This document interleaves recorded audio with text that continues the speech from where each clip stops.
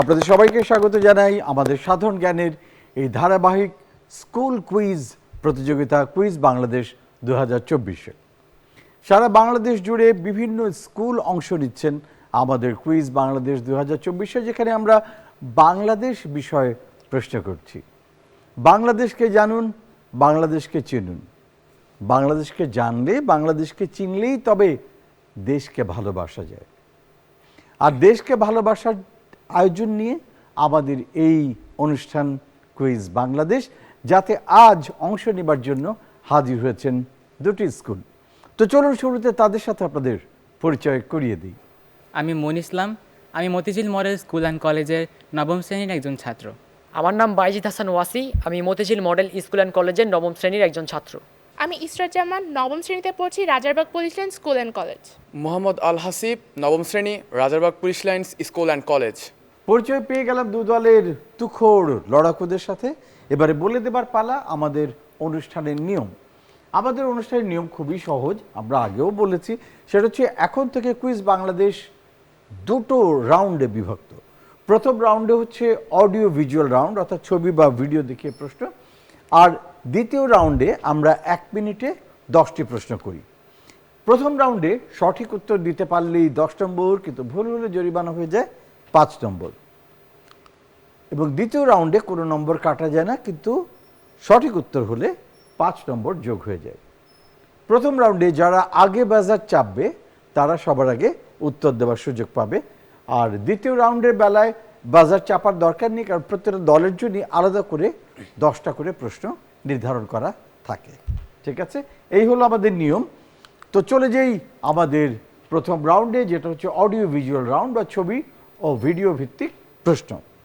ঠিক আছে, আসছে প্রথম প্রশ্ন আমাদের পর্দায়। ছবিতে দেখা যাচ্ছে বঙ্গবন্ধু শেখ মুজিবুর রহমানের সাথে হাস্যোজ্জ্বল যে বিখ্যাত মানুষটি, তিনি একজন প্রখ্যাত রাজনীতিবিদ। তিনি কলকাতার মেয়র হয়েছিলেন 1935-এ, অবিভক্ত বাংলার প্রধানমন্ত্রী হয়েছিলেন, পূর্ববঙ্গের মুখ্যমন্ত্রী হয়েছিলেন, পাকিস্তানের স্বরাষ্ট্রমন্ত্রী হয়েছিলেন, পূর্ব পাকিস্তানের গভর্নর হয়েছিলেন এবং যুক্ত ফ্রন্ট গঠনে প্রধান নেতাদের মধ্যে তিনি অন্যতম। বাংলায় তিনি কৃষক প্রজা পার্টি, নিচু জাতের হিন্দু ও মুসলমান উভয় কৃষকদের স্বার্থেই তাদের পক্ষে সওয়াল জবাব করতেন আদালতে। প্রশ্ন হচ্ছে, যে মানুষটিকে আমরা দেখতে পাচ্ছি বঙ্গবন্ধুর সাথে, এই মানুষটির নাম কি? বাংলাদেশের ইতিহাসে যে কজন প্রখ্যাত রাজনীতিবিদ আছেন, তিনি তাদের মধ্যে অন্যতম। আচ্ছা, ছোট একটা ক্লু দেই। তার জন্মস্থান বরিশালে এবং তার যে অসীম সাহস ছিল, সেজন্য তাকে বলা হতো বাংলার বাঘ। সবার আগে বাজার প্রেস করেছেন Motijheel model school and college. Sher-e Bangla A K Fazlul Haque. Shere Bangla A K Fazlul হক। দেখে নিই Motijheel model school and college আপনাদের উত্তর সঠিক কিনা। একেবারে সঠিক উত্তর, শেরে বাংলা একে ফজলুল হক। আমি ভেবেছিলাম আরও আগে আপনাদের কাছ থেকে এটা উত্তর চলে যাবে। শেরে বাংলা আবুল কাশেম, একেতে হয় আবুল কাশেম ফজলুল হক। তার জন্ম 26 অক্টোবর 1873 সালে, মৃত্যু 27 এপ্রিল 1962 সালে। তিনি ছিলেন বাঙালি আইনজীবী, লেখক এবং সংসদ সদস্য। বিংশ শতাব্দীর প্রথমার্ধে বাঙালি কূটনৈতিক হিসাবে পরিচিতি লাভ করেন এই বাংলার বাঘ। অলরাইট, 10 নম্বর প্রথমেই জিতে নিলেন Motijheel model school and college. এবার দেখার পালা পরের প্রশ্ন কোনটি। পরের প্রশ্ন আসছে পর্দায়। চমৎকার একটা ফুল দেখতে পাচ্ছি, সারা বছর ধরে এই ফুলটা ফোটে। এই ফুলের ইংরেজি নাম হচ্ছে বোগেইনভিলিয়া। এটা গুল্ম জাতীয় বৃক্ষের প্রজাতি, গোলাপি, লাল, হলুদ বিভিন্ন রঙের ফুল হয় এটি। এটা আদি নিবাস হচ্ছে ব্রাজিল এবং দক্ষিণ আমেরিকায়। উষ্ণমণ্ডলীয় দেশসমূহে, বিশেষ করে মার্কিন যুক্তরাষ্ট্রের গৃহসজ্জায় এই গাছ লাগানো হয়ে থাকে। বাড়ির চারপাশে সৌন্দর্য বৃদ্ধিতেও লাগানো হয়। প্রশ্ন হচ্ছে, এই চমৎকার ফুলটির নাম কি? সবার আগে বাজার প্রেস করছেন রাজারবাগ পুলিশ লাইন্স। বাগান বিলাস। বাগান বিলাস। দেখা যাক মতিঝিল মডেল স্কুল। বাগান বিলাস। আপনারা বলছেন বাগান বিলাস, দুদলই বলেছেন বাগান বিলাস। দেখা যাক এটা সঠিক উত্তর কিনা। একেবারে সঠিক উত্তর, ভেরি ওয়েল ডান। বাগান বিলাস ফরাসি আবিষ্কারক লুই অথোইরি তার নাম অনুসারে এই গাছের নাম করা হয় বোগেইন ভিলা। শীত বসন্ত সারা বছর এই গাছে এই ফুল শোভা পায়। রবীন্দ্রনাথ ঠাকুর এই ফুলটির বাংলা নাম করেন, এটা যে বৈজ্ঞানিক নাম বোগেইন ভেলিয়া, এটার সাথে মিল রেখে তিনি খুব চমৎকার একটা বাংলা নাম দেন, সেটাই হচ্ছে বাগান বিলাস। এই ফুলের বাংলা নামটা কবিগুরু রবীন্দ্রনাথ ঠাকুরের দেয়া। ভেরি ওয়েল ডান, দুদলই সঠিক উত্তর দিয়েছেন। মজিউল মডেল স্কুল 10 নম্বর, Rajarbagh police lines school and college 10 নম্বর দলের খাতায়। চলে যাই আমাদের পরের প্রশ্নে, দেখি কি আসছে আমাদের এই বড় স্ক্রিনে। পরের প্রশ্ন ঢাকা বিমানবন্দরকে নিয়ে। 1941 সালে এই বিমানবন্দরের নির্মাণ কাজ শুরু হয়। দ্বিতীয় বিশ্বযুদ্ধ চলাকালে তৎকালীন ব্রিটিশ শাসকরা আকাশপথে যুদ্ধের জন্য এই বিমানবন্দরটি নির্মাণ করেন।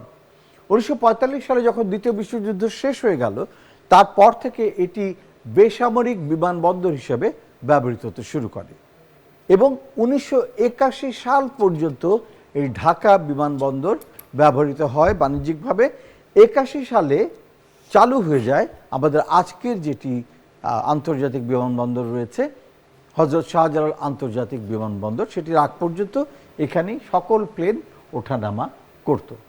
প্রশ্ন হচ্ছে যে ঢাকা বিমানবন্দর, যে বিমানবন্দরটির ছবি আমরা দেখতে পাচ্ছি, এটি ঢাকার কোন এলাকায় অবস্থিত?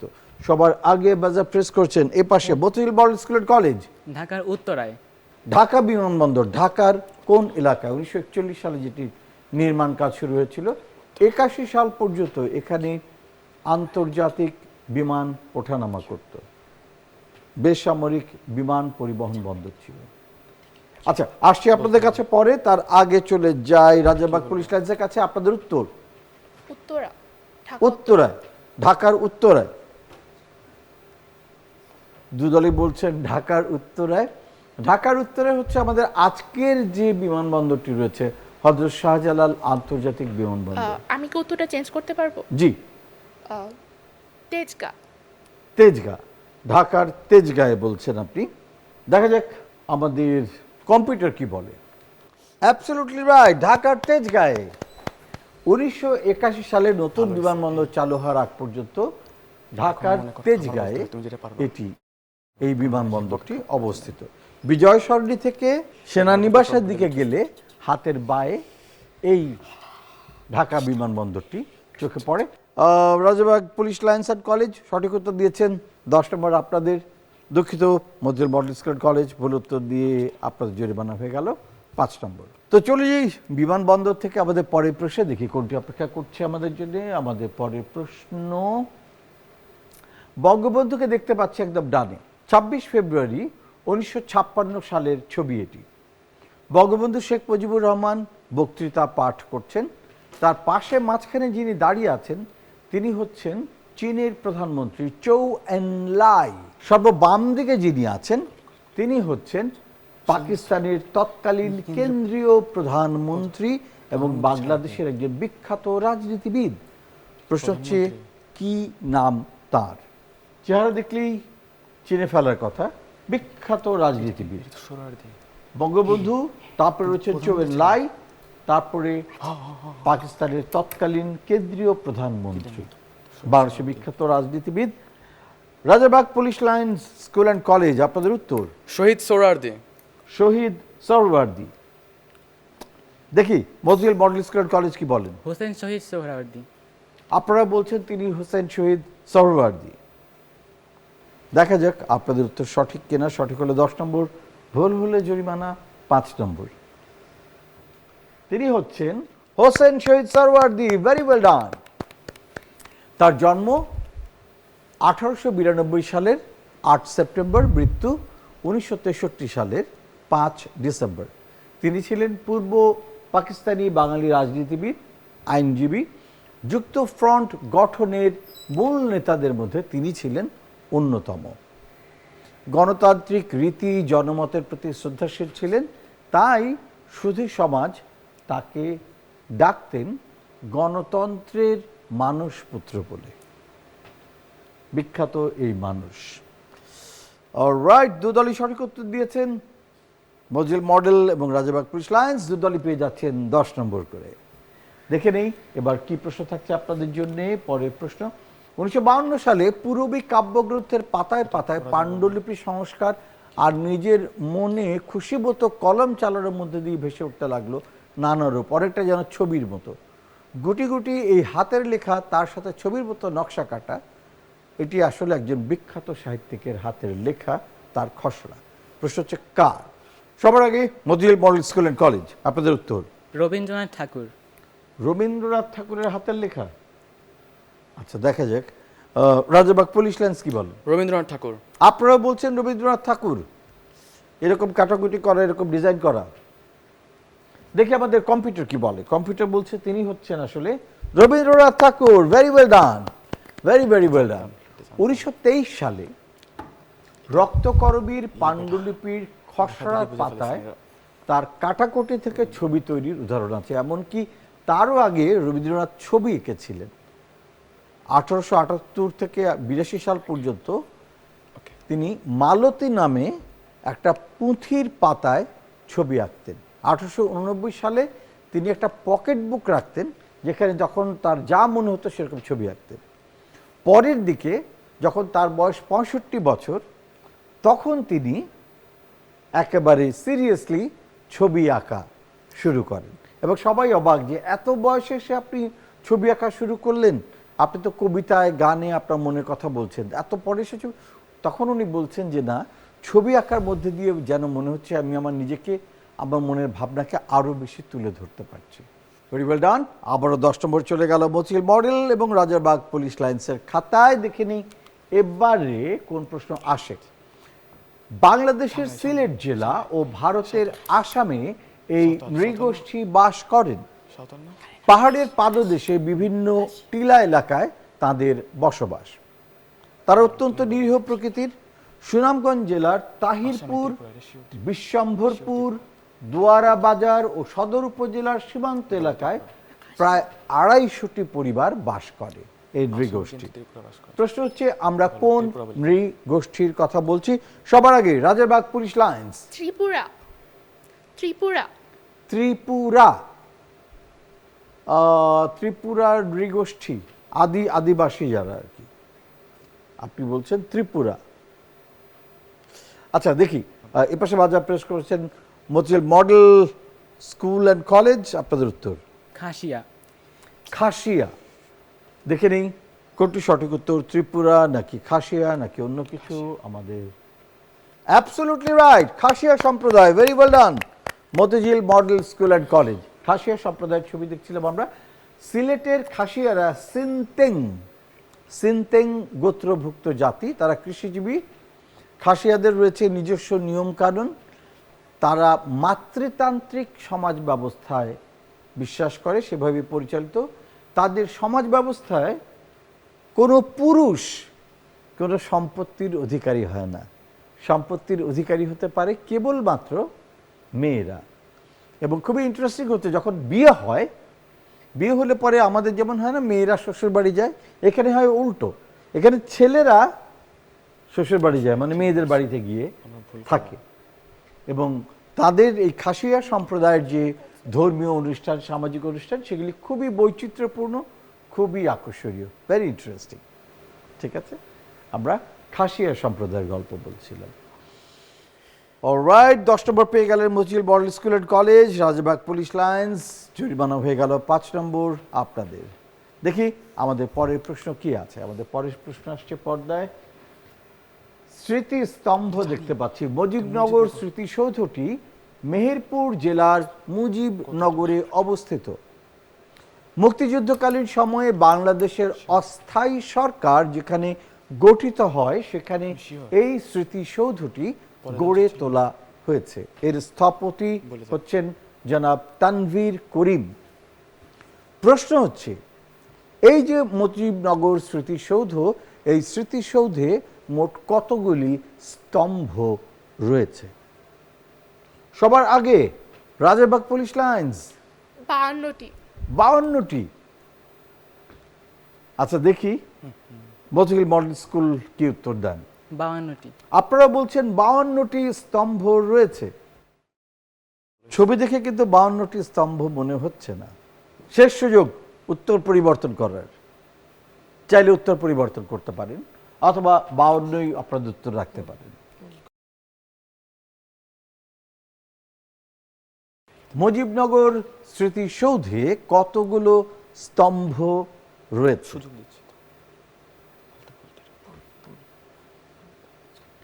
কোন দল উত্তর পরিবর্তন করতে চান? না, উত্তর পরিবর্তন করছে না। দেখে নিই আমাদের কম্পিউটার কি বলে।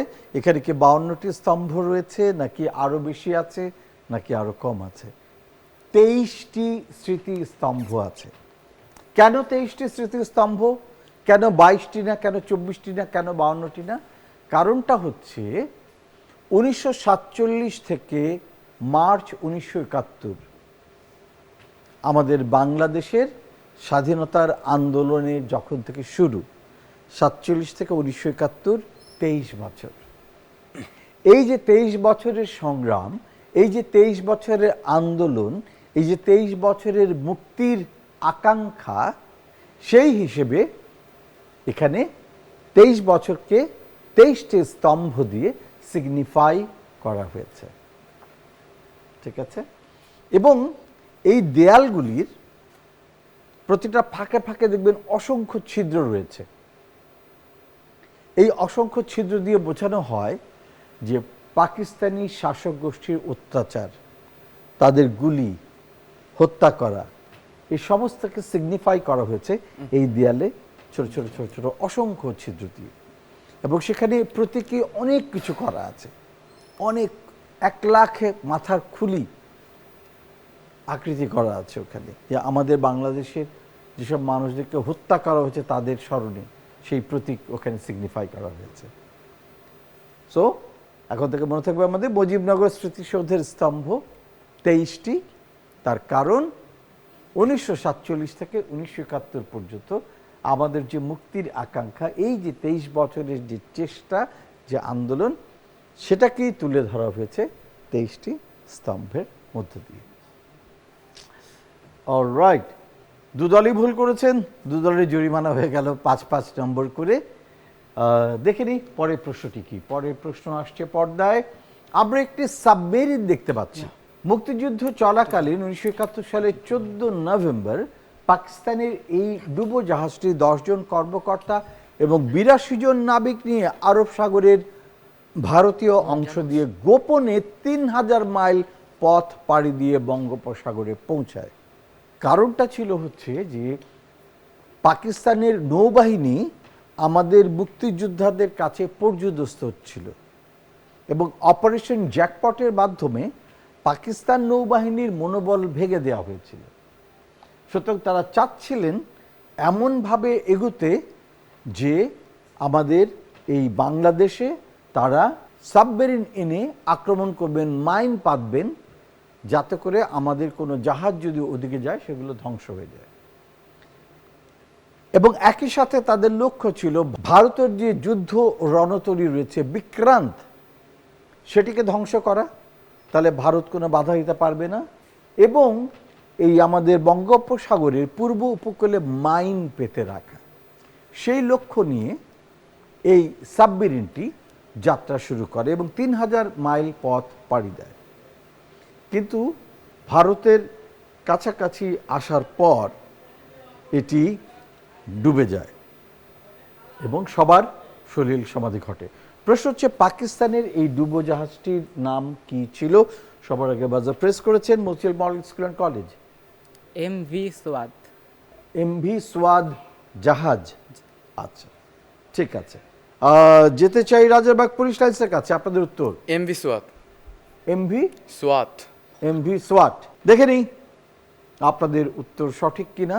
আমাদের কম্পিউটার কি বলে? কম্পিউটার বলছে এই জাহাজটির নাম ছিল PNS গাজী। 1971 সালের 4 ডিসেম্বর সাবমেরিন গাজী ডুবে যায় এবং সবাই মারা যান।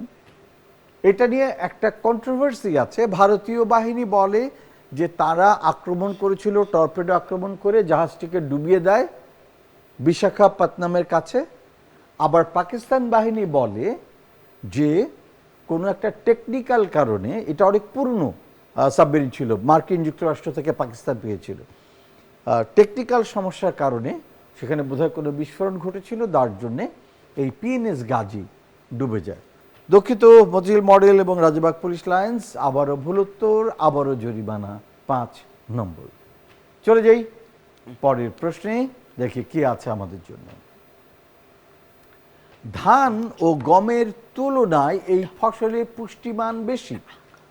এতে প্রায় 11% আমিষ জাতীয় উপাদান রয়েছে। আমিষের প্রয়োজনীয় যে অ্যামিনো অ্যাসিড, ট্রিপ্টোফ্যান ও লাইসেন অনেক বেশি পরিমাণে আছে। এছাড়া হলদে রঙের দানায় প্রতি 100 গ্রামে প্রায় 90 মিলিগ্রাম ক্যারোটিন, ভিটামিন এ আছে এবং এই চাষে লাভ বেশি, খরচ কম। প্রশ্ন হচ্ছে আমরা কোন ফসলের কথা বলছি? সবার আগে বাজার প্রেস করেছেন এ পাশে রাজারবাগ পুলিশ লাইন্স। ভুট্টা। ভুট্টা। এই ধান, এই ক্ষেতগুলো দেখতে ভুট্টার মতন লাগছে। আচ্ছা, দেখি এ পাশে Motijheel model school and college কি বলেন? ভুট্টা। ভুট্টা। দুদলই বলছেন ভুট্টা। দেখিনি এটা সঠিক উত্তর কি। আমাদের কম্পিউটার বলছে এটি হচ্ছে অবশ্যই ভুট্টা। ভেরি ওয়েল ডান। স্বাধীনতা উত্তর সময়ে বাংলাদেশে ভুট্টার উৎপাদন বেড়েছে প্রায় 10 গুণ। এবং ভুট্টা কি কাজে লাগে জানেন? বাংলাদেশে মূলত ভুট্টা লাগে, একটা তো আমরা খাই যে আচ্ছা গরম করে, তাই না, রাস্তা থাকে যে কয়লা দিয়ে ভাজে, তারপর আমরা কুড়মুড় করে খাই, সেটা খুব কম। মূলত লাগে হচ্ছে এটা পোলট্রি ফিড, অর্থাৎ গরু খামারে বিভিন্ন জায়গায় পোলট্রি ফিডে এটা ব্যবহার করা হয়। একই সাথে গম থেকে যেমন আটা ময়দা তৈরি করা হয়, ভুট্টা থেকেও কিন্তু সেরকম এর তৈরি করা হয়, গম এবং আটার মতো পদার্থ তৈরি করা হয়। এগুলো আবার বেকারি, কনফেকশনারি এগুলোতে লাগে। সেখান থেকে বিস্কিট, পাউরুটি, বিভিন্ন রকম খাবার তৈরি করা হয়। তো যেহেতু এই পোলট্রি ফিডের এখন প্রচুর চাহিদা, গরুকে খাওয়ানো হয়, মুরগিকে খাওয়ানো হয়, হাঁসকে খাওয়ানো হয়, সেজন্যে এটার এখন চাষ বাড়ছে। প্রতি বছর প্রায় 55 থেকে 60 লাখ টন ভুট্টা উৎপাদিত হয়। তারপরেও আমাদেরকে ভুট্টা আমদানি করতে হয়। তখন যেভাবে ভুট্টার চাষ বাড়ছে, আশা করা যায় হয়তো অদূর ভবিষ্যতে আর ভুট্টা আমদানি করতে হবে না। তো Motijheel model school and college, আপনাদের সাথে গল্প করি। মুন ইসলাম, আপনার স্বপ্ন কি? বড় হয়ে কি হতে চান? আমার স্বপ্ন হচ্ছে একজন ইঞ্জিনিয়ার হওয়া, তবে এর পাশাপাশি আমি মহাকাশ নিয়ে গবেষণা করতে খুব ইচ্ছুক। বাহ, খুব ভালো। বাজিদ? আমি বড় হয়ে ব্যবসায়ী হতে চাই, বিজনেস। ব্যবসায়ী হতে চান? আচ্ছা, ব্যবসায়ী হবার সকল কেন? কারণ আপনার বাসা বা আপনার পরিবার কি ব্যবসা করেন সেজন্য? তাহলে আমি যাদেরকে ফলো করি বা যারা আমার আইডল, তারা প্রত্যেকে বিজনেসম্যান। আচ্ছা, ভেরি গুড। তো মতিঝিল মডেল স্কুল অ্যান্ড কলেজে কি কোনো ক্লাব কার্যক্রম আছে, like science club, quiz club, debate club? যে আমাদের স্কুলে ডিবেটিং ক্লাব আছে, তার পাশাপাশি chemistry club, IT club, literature club এবং তার পাশাপাশি আমাদের স্কুলে এখন কুইজ ক্লাব প্রতিষ্ঠার জন্য আলোচনা চলছে। বাহ, তো আপনারা কি কোনো ক্লাবের সাথে সংযুক্ত আছেন? জি, আমি ডিবেটিং ক্লাব, লিটারেচার ক্লাব এবং আইটি ক্লাবের সঙ্গে সংযুক্ত। 3টা আছি। ক্লাবের সাথে। Very good. আর ওপাশে বাজিদ? আমি শুধু আইটি ক্লাবের সঙ্গে। শুধু আইটি ক্লাবের সাথে আছেন? বাহ, ভেরি গুড। খুব ভালো লাগলো জেনে যে আপনাদের স্কুলে ক্লাব কার্যক্রম চলছে। অলরাইট, এবার চলে যাই আমাদের পরের প্রশ্নে, দেখি কি অপেক্ষা করছে আমাদের জন্যে।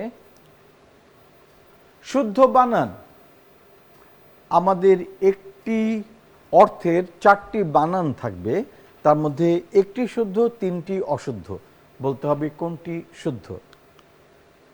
অনূর্ধ্ব, এই 4টির মধ্যে কোনটি সঠিক? অনূর্ধ্ব। সবার আগে বাজার প্রেস করেছেন Motijheel model school and college. সঠিক উত্তর 2। 2 বানান করুন। অ দন্ত নয় রস্য, ধয় ব রেফ। আচ্ছা, অপশন 2 আপনারা বলছেন সঠিক উত্তর। দেখা যাক রাজারবাগ পুলিশ লাইন্স কি বলেন। অপশন 2 অনূর্ধ্ব, স্বরেয় নৈরুস্য দয় ভ রেপ। আচ্ছা, দুদল একই উত্তর দিয়েছেন, তারা বলছেন অনূর্ধ্ব বানান এটি। দেখা যাক আমাদের কম্পিউটার তাদের সাথে সহমত পোষণ করেন কি না। কম্পিউটার, এটার সঠিক বানান হচ্ছে সরিয় দন্ত নয় দীর্ঘকার ধয় বয় রেফ, অনূর্ধ্ব। উচ্চারণটা হচ্ছে অনূর্ধ্ব, সংস্কৃত থেকে এসেছে, এটা তৎসম শব্দ। এটার যদি আমরা ব্যুৎপত্তি ঘটাই তাহলে হচ্ছে নয় ঊর্ধ্ব, অর্থাৎ অনূর্ধ্ব। আমরা যদি বলি কি অনূর্ধ্ব 100 টাকা, মানে ম্যাক্সিমাম, নট মোর দেন, এর বেশি নয়, সেটা হচ্ছে অনূর্ধ্ব। দুঃখিত, আবারও জরিমানা হয়ে গেল দুদলেরই। দুদলই আবার 5-5 নম্বর করে জরিমানা দিয়ে দিলেন। দেখি পরের প্রশ্নের বেলায় গিয়ে কি হয়। পরের প্রশ্ন, সমুদ্রের উত্তাল ঢেউয়ে ভেসে বেড়ায় এই নৌকা চট্টগ্রাম কুতুবদিয়া এলাকায় বেশি দেখা যায়। এই নৌকাগুলোর সামনের দিকটা উঁচু আর বাঁকানো, পেছনটা থাকে সোজা। এক মাঝি চালিত এই নৌকাটি মাল পরিবহনের জন্য ব্যবহৃত হয়। লম্বায় 5.40 থেকে 6.1 মিটার হয়, চড়ায় হয় 1.40 থেকে 1.55 মিটার পর্যন্ত। প্রশ্ন হচ্ছে এই নৌকাটিকে আমরা কি নামে চিনি? সবার আগে Motijheel model school and college. ডিঙি।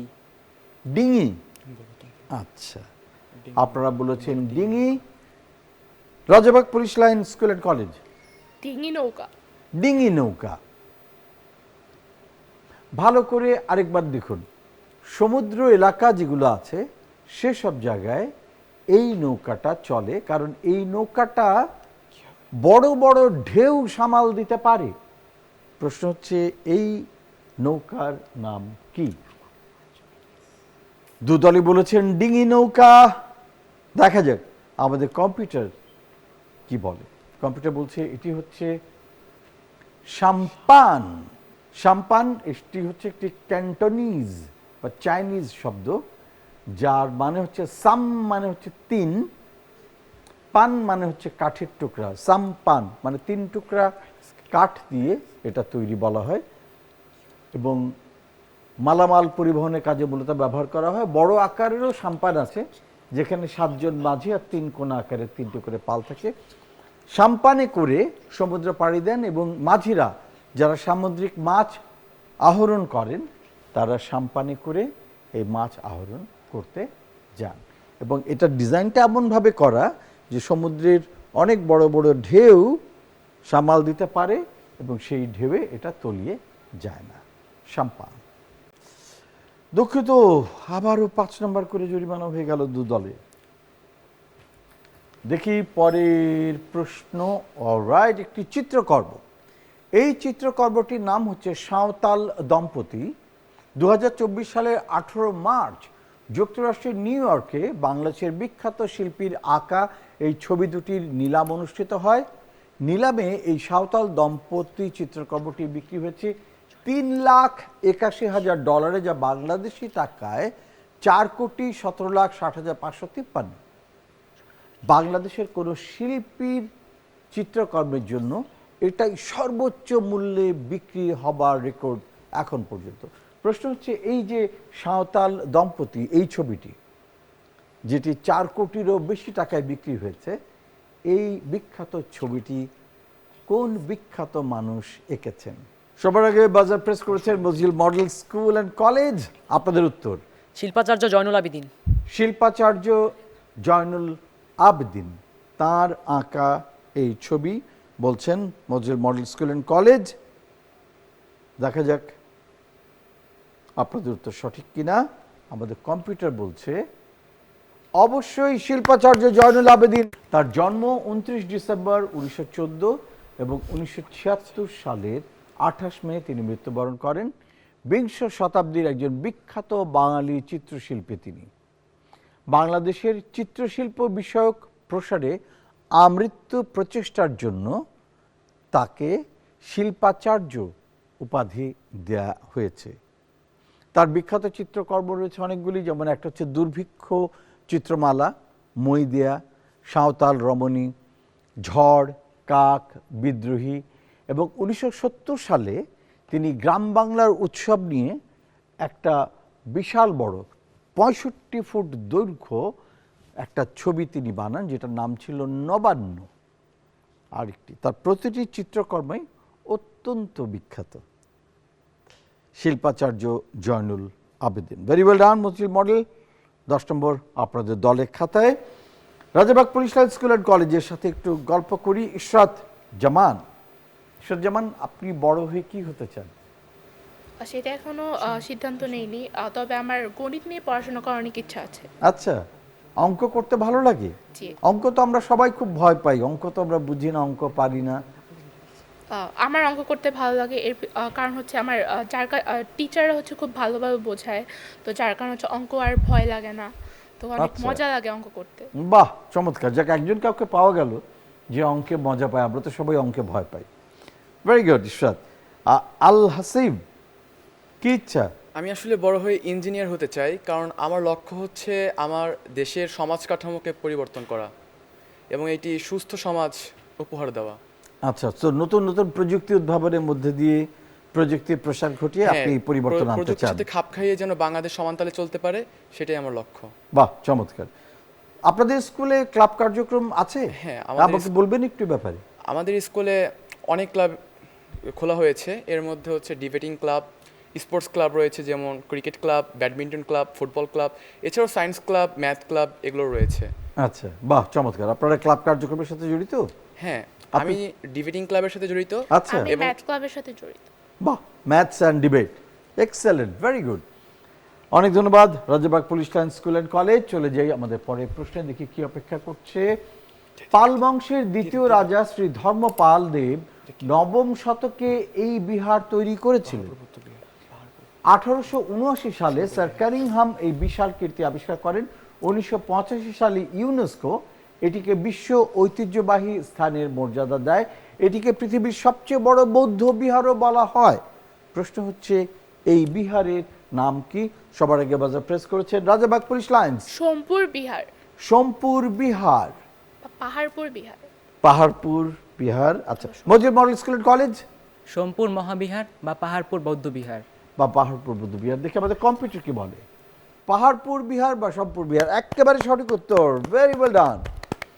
10 নম্বর চলে গেল রাজারবাগ পুলিশ লাইন্স এবং মজিল মডেল স্কুলের খাতায়। দেখি পাহাড়পুরের এই কীর্তির পরে আমরা কোন কীর্তিতে যাই। 1956 সালে পশ্চিম পাকিস্তানে কয়েকটি দলের সঙ্গে কোয়ালিশন করে হোসেন শহীদ সরওয়ার্দী পাকিস্তানের কেন্দ্রীয় প্রধানমন্ত্রী হন। ফলে প্রদেশ ও কেন্দ্রে দুই স্থানে আওয়ামী লীগের সরকার প্রতিষ্ঠিত হয়। সেই মন্ত্রিসভায় বঙ্গবন্ধু শেখ মুজিবুর রহমান কয়েকটি দপ্তরের মন্ত্রিত্বের দায়িত্ব পান। প্রশ্ন হচ্ছে, বঙ্গবন্ধু কোন কোন দপ্তরের মন্ত্রীর দায়িত্ব পেয়েছিলেন 1956 সালে? সবার আগে বাজার প্রেস করছেন রাজারবাগ পুলিশ লাইন্স। কৃষি ও বন। কৃষি ও বন, কৃষি ও বন মন্ত্রণালয়। কৃষি ও বন মন্ত্রণালয়। আচ্ছা, দেখি মতিঝিল মডেল স্কুলে বাজার প্রেস করেছেন। কৃষি ও বন মন্ত্রণালয়। আপনারাও বলছেন কৃষি ও বন মন্ত্রণালয়। দেখি আমাদের কম্পিউটার কি বলে। শিল্প, বাণিজ্য ও শ্রম দপ্তরের দায়িত্ব পেয়েছিলেন বঙ্গবন্ধু। দুঃখিত, দুদলই ভুল উত্তর দিয়েছেন। আওয়ামী লীগের সাধারণ সম্পাদক ছিলেন তিনি এবং আওয়ামী লীগের সাধারণ সম্পাদক হিসেবে বাঙালির অধিকার আদায়কে বেগবান করা, সংগঠনকে আরও সুসংহত করা, সেজন্যে 1957 সালের 30 মে বঙ্গবন্ধু স্বেচ্ছায় মন্ত্রিসভা থেকে পদত্যাগ করেন। দুদলই যেহেতু ভুল উত্তর দিয়েছেন, আবারও দুদল জরিমানার মধ্যে পড়ে গেলেন। দুদলের জরিমানা হলো 5 নম্বর করে। চলে যাই পরের প্রশ্নে। এবারে আমরা একটা বিখ্যাত কবিতা আবৃত্তি শুনব। কবিতাটি হচ্ছে আজ সৃষ্টি সুখের উল্লাসে। এই আবৃত্তিটি করেছেন এই কবিরই পুত্র। প্রশ্ন হচ্ছে যে, আমরা যে কবিতাটি শুনব আজ সৃষ্টি সুখের উল্লাসে, এই কবিতাটি কোন বিখ্যাত কবির লেখা? ঠিক আছে, আমরা কবিতার আবৃত্তিটি শুনি।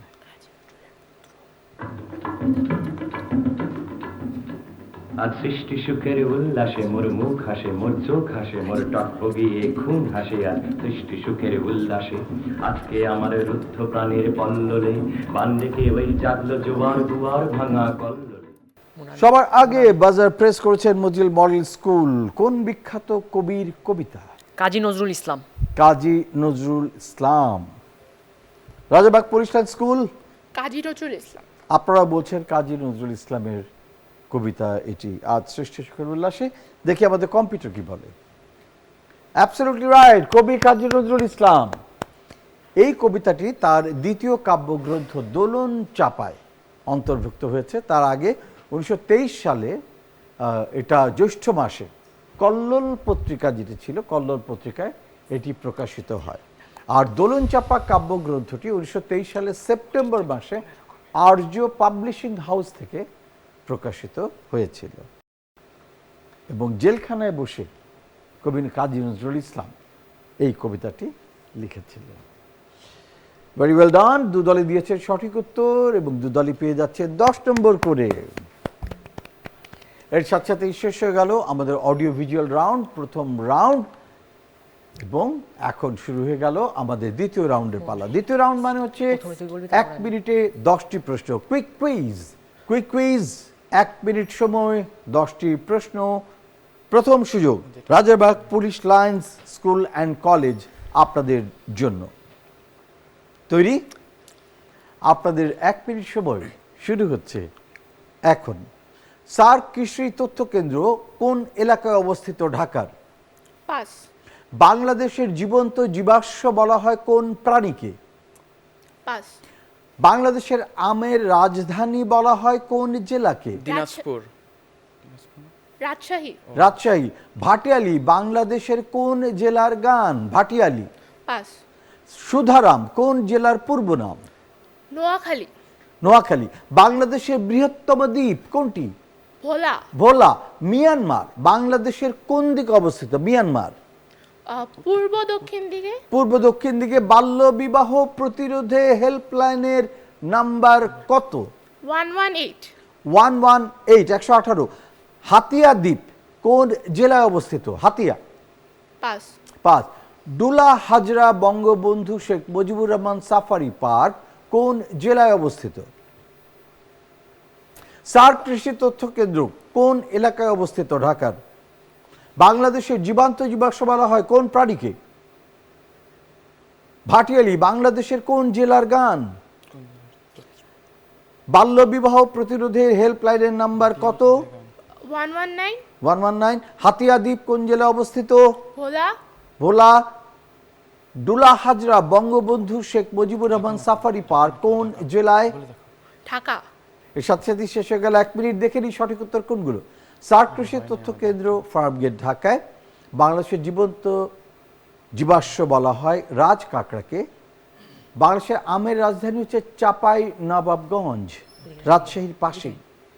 ভাটিয়ালি হচ্ছে ময়মনসিংহ অঞ্চলের গান। বাংলাদেশের বৃহত্তম দ্বীপ ভোলা, সঠিক। সুধারাম নোয়াখালী। মিয়ানমার দক্ষিণ পূর্ব সীমান্তের, সঠিক। বাল্য বিবাহের প্রতিরোধে হেল্পলাইন নাম্বার হচ্ছে 333। হাতিয়া দ্বীপ ভোলায় না, নোয়াখালীতে।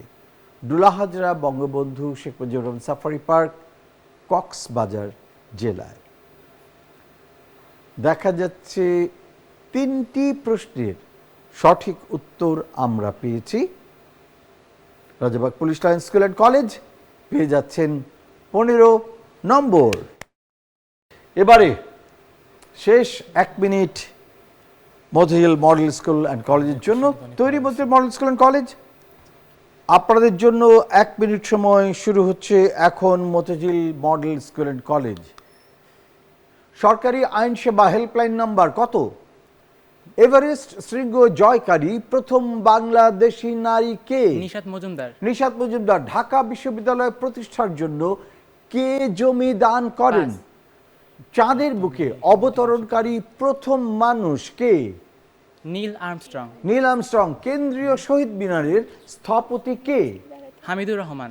হামিদুর রহমান। বাংলাদেশের জাতীয় বৃক্ষ কোনটি? আম গাছ। আম গাছ। বাংলাদেশের প্রধান রপ্তানিযোগ্য শিল্প কোনটি? পাট। পাঠ। বাংলাদেশের প্রথম গার্লস ক্যাডেট কলেজ কোথায়? ফেনী, ফেনী। বাংলাদেশের সশস্ত্র বাহিনীর সর্বাধিনায়ক কে? বাংলাদেশের উষ্ণতম মাস কোনটি? এপ্রিল। এপ্রিল। সরকারি আইন সেবা হেল্পলাইন নাম্বার কত? 999। 999। ঢাকা বিশ্ববিদ্যালয়ের প্রতিষ্ঠায় কে জমিদান করেন? 5। বাংলাদেশের প্রধান রপ্তানিযোগ্য শিল্প কোনটি? পোশাক। পোশাক। আচ্ছা। বাংলাদেশের প্রথম গার্লস ক্যাডেট কলেজ কোন জেলায়? গার্লস ক্যাডেট কলেজ, প্রথম গার্লস ক্যাডেট কলেজ জয়পুরহাট। বাংলাদেশের সশস্ত্র বাহিনীর সর্বাধিনায়ক কে? এমইজি ওসমানী। বাংলাদেশের বর্তমানে বাংলাদেশের সশস্ত্র বাহিনীর সর্বাধিনায়ক। সরকারি আইন সেবা হেল্পলাইন নাম্বার কত? এর সাথে সাথে শেষ হয়ে গেল 1 মিনিট সময়। দেখে নিই সঠিক উত্তরগুলো। সরকারি আইন সেবা পেতে হলে যে নাম্বারে ডায়াল করতে হবে সেটি হচ্ছে 16430। এভারেস্ট শৃঙ্গ জয়কারী প্রথম বাংলাদেশি নারী নিশাত মজুমদার, সঠিক উত্তর। ঢাকা বিশ্ববিদ্যালয় প্রতিষ্ঠার জন্য জমি দিয়েছেন নবাব সলিমুল্লাহ। চাঁদের বুকে অবতরণকারী প্রথম মানুষ নীল আর্মস্ট্রং, সঠিক উত্তর। কেন্দ্রীয় শহীদ মিনারের স্থপতি হাবিবুর রহমান, সঠিক উত্তর। বাংলাদেশের জাতীয় বৃক্ষ আম গাছ, সঠিক উত্তর। বাংলাদেশের প্রধান রপ্তানিযোগ্য শিল্প তৈরি পোশাক, আপনারা পোশাক বলেছেন, ধরে নিচ্ছি সঠিক উত্তর। বাংলাদেশের প্রথম গার্লস ক্যাডেট কলেজ হচ্ছে ময়মনসিংহ। বাংলাদেশের সশস্ত্র বাহিনীর সর্বাধিনায়ক হন হচ্ছে প্রেসিডেন্ট, রাষ্ট্রপতি। এবং বাংলাদেশের উষ্ণতম মাস হচ্ছে এপ্রিল, সঠিক উত্তর। দেখা যাচ্ছে আপনারা 1 2 3 4 5 6 6টি প্রশ্নের সঠিক উত্তর দিয়েছেন, অতএব পেয়ে যাচ্ছেন 30 নম্বর। এর সাথে সাথেই শেষ হয়ে গেল আমাদের কুইজ বাংলাদেশের কুইজ লড়াইয়ের পালা। এবার দেখে নেবার পালা যে কোন দল লড়াই শেষে কত স্কোর করলেন। দেখা যাচ্ছে মতিঝিল মডেল স্কুল অ্যান্ড কলেজের মুন ইসলাম নবম শ্রেণীর এবং বাজিদ হাসান ওয়াসি নবম শ্রেণীর, তারা দুজনে মিলে দলের জন্য অর্জন করেছেন সর্বমোট 85 নম্বর। এদিকে Rajarbagh police line school and কলেজের ইশরাত জামান এবং মোহাম্মদ আল হাসিব দুজনেই নবম শ্রেণীর, তারা অর্জন করেছেন সর্বমোট 50 নম্বর। অভিনন্দন দুদলকেই, Motijheel model school and college এবং Rajarbagh police line school and college এই প্রতিযোগিতা অংশ নেবার জন্য এবং আমাদের সাথে থাকবার জন্য। ধন্যবাদ আপনাদেরকে যারা রইলেন এতক্ষণ আমাদের সাথে। Motijheel model school and college এবং Rajarbagh police line school and কলেজের মতো যদি আপনাদের স্কুল থেকেও আপনারা অংশ নিতে চান তাহলে একটা ছোট্ট কাজ করতে হবে, সেটা হচ্ছে আপনাদেরকে আবেদন পাঠাতে হবে। যেটা করবেন, প্রধান শিক্ষকের মাধ্যমে স্কুলের প্যাডে দুজন কুইজারের নাম, তাদের ঠিকানা, যোগাযোগের নম্বর লিখে পাঠিয়ে দেবেন আমাদের কাছে। ষষ্ঠ থেকে দশম শ্রেণীতে অধ্যয়নরত কুইজ নিয়ে আগ্রহী এমন দুজনের দল নির্বাচন করুন। তারপরে আপনাদের আবেদন পাঠিয়ে দিন আমাদের এই ঠিকানায়। প্রযোজক কুইজ বাংলাদেশ 2024, বাংলাদেশ টেলিভিশন, রামপুরা, ঢাকা। চাইলে আমাদের সাথে যোগাযোগ করতে পারেন আমাদের ফেসবুক পেজে। আমাদের ফেসবুক পেজের নাম কুইজ বাংলাদেশ। আশা করি সামনের সপ্তাহে যখন ফিরে আসবো আপনাদের সাথে আবারও দেখা হয়ে যাবে। যতক্ষণ না দেখা হচ্ছে ততক্ষণ পর্যন্ত সুস্থ থাকুন, তথ্যের সঙ্গে থাকুন, প্রযুক্তির সঙ্গে থাকুন, জ্ঞানের সঙ্গে থাকুন। Happy cuisine.